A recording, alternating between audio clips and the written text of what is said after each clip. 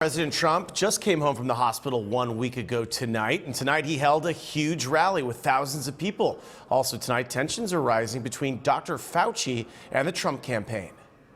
It's a lot of people. Tonight, President Trump resumed his campaign rallies, another potential super spreader event, this one in Florida, as Mr. Trump's supporters stand packed in, shoulder to shoulder.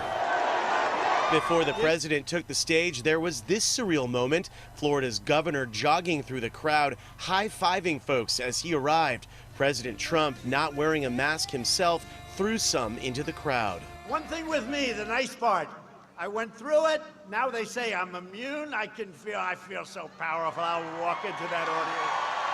I'll walk in there. I'll kiss everyone in that audience. I'll kiss the guys and the beautiful women. We've made tremendous progress. And I said to my people, we are going to take whatever the hell they gave me and we're going to distribute it around to hospitals and everyone's going to have the same damn thing.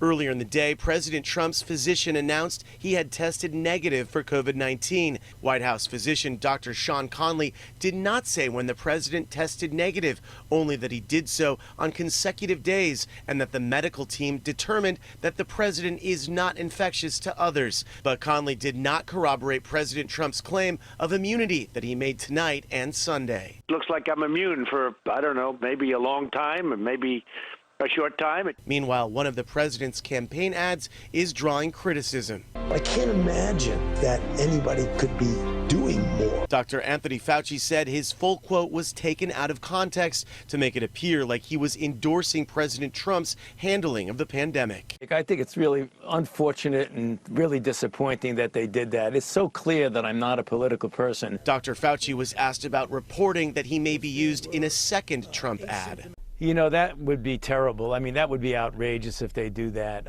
In fact, that might actually come back to backfire on them. I hope they don't do that, because that would be kind of playing a game that we don't want to play. As Trump campaigned in Florida, his opponent, Joe Biden, was in Ohio, a state that Trump won in 2016, but Biden now sees an opening. In Toledo, Biden courted working-class voters, selling his Scranton blue-collar roots to union members in a town ravaged by the collapse of the auto industry and the coronavirus. Across Ohio and the country, folks are worried about making the next mortgage payment or the rent payment. President Trump won Ohio by about 8 points, selling himself as a deal-making businessman. The race is now nearly tied there, but Mr. Trump is still holding on.